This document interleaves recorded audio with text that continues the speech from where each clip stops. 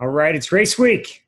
So if you haven't had your bike tuned up, do it now. Get it started early in the week. Don't wait to the last minute. Make sure that your brakes are adjusted. Make sure your electronic shifting's all charged up. Make sure you put a couple extra batteries in your transition kit. If you're worried or concerned about the things that you need to use if you're going to travel, one of my tricks are the last time I do something before I leave, I take the things off and I put it into the bag that I'm going to pack so that I am 100% certain all my things come with me. So if my cycling shoes come off my body and go into my transition bag, I know they're there. Same thing with my helmet. Go put your wetsuit in your transition bag. Right now, I don't care what the water temperature is unless you think that it is going to be in the mid 80s for the water temperature, which I've done some, like you're going to Laguna Phuket or something like that. Always have it as a backup plan. And always put in something like a very lightweight shell, maybe some cheap gloves or arm warmers, something. Be ready for everything. Last year, this was a race that I saw people was freezing, and so nobody thought it was going to be freezing. And I think 20 or 30% of the field dropped out because they had nothing cold weather. Or you see people always running to the expo to buy all the arm warmers, that type of stuff. So get that stuff dialed in now. If you think there's any chance that there might be a weird weather system, get ready for it. Okay, my recommendation for the race, do what you've practiced, all right? The biggest mistake I feel like people make, and the reason people get the most anxious, is because they probably have intentions to go harder than they've practiced. As long as you do what you've done in training, you already know you can do it, so there shouldn't be any anxiety. Sure, you have some elements of swimming around other people and that type of stuff, but that is within your control as well, because you can seat yourself where you are, accordingly supposed to be, and you can swim a wider line. I'm telling you, like, if you just swim 10 yards out to the side, it makes a world of difference at world championship events.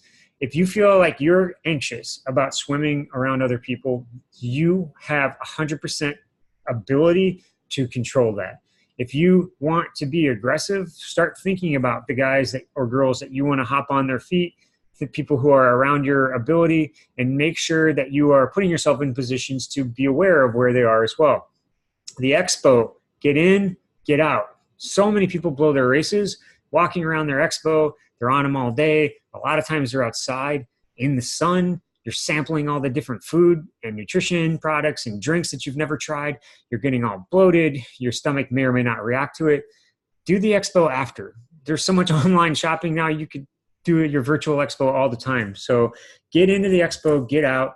Do not judge your race based on what other people look like, because I see that happen all the time as well. There have been so many times I've walked around and seen people who look like they should be on the cover of magazines, and I see them having a hard time. So don't predetermine how people are going to do or how you're going to do relative to them based on what you see. Just get out of there. Trust me, it's not worth it. A good tip I do to calm down the night before is go watch a movie. So you can catch an early matinee, get your mind off of it, and make sure that you have your everything kind of planned out and your family is all organized. So stick to what you've practiced. Listen to your RPE. I don't care what your pace has been or what your power has been in training. If your rate of perceived exertion is super high and you aren't able to go as hard as you were able to go in practice, back off. Do not be stubborn. More often than not, I've had races that I have ridden within a few minutes of my total time for 20 to 15, 30 watts difference by just staying relaxed and aero. And if you just don't mentally react to not seeing the numbers you were hoping for, it usually isn't a big deal. Where it goes crazy is where people start to really buy into the fact that they're not having a good day, and then things go wrong. So just like our envelope runs, you might have good times and bad times. Weather the storms, right? Stay positive. Pace yourself for the entire event. It's not a swim race, so don't start in a sprint trying to get on someone's feet. If you're not a good swimmer, don't do it. Ask yourself, how would you start a 5 or a 6 hour running event? Would you start with a dead sprint to try to go out with the leaders? No, of course not. But people try to do that in triathlon, and it's crazy. And the thought of, I'm not going to use my arms anymore, so I can just do that in the swim. You're changing your blood chemistry. You're changing everything that's going on and how you're processing fuels later. Stay relaxed. Like I said a couple weeks ago, I would revisit this. If you've been skipping swims, stay calm in the water. Even if you're a bad swimmer, the difference between your FTP or your T pace and your easy, relaxed pace is probably negligible, maybe 2 minutes over the course of the race. That's not a big deal. Most people can make that up in the run, in transition, or just biking faster, versus if they go out and get themselves all stressed and their heart rate's super high, and then they blow in their ability to go hard on the bike.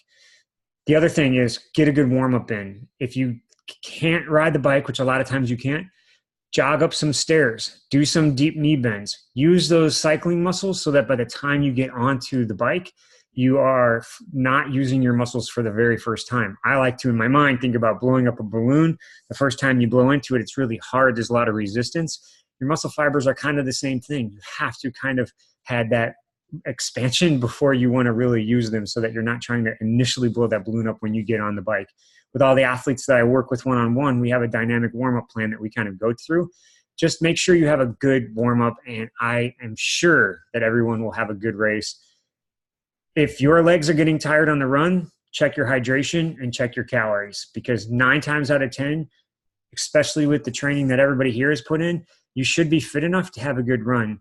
So if that happens, you're probably behind on sugars or hydration. So have a great race. I hope everybody has a lot of super fun. I hope they super fly. And I'll see you in one of the next plants.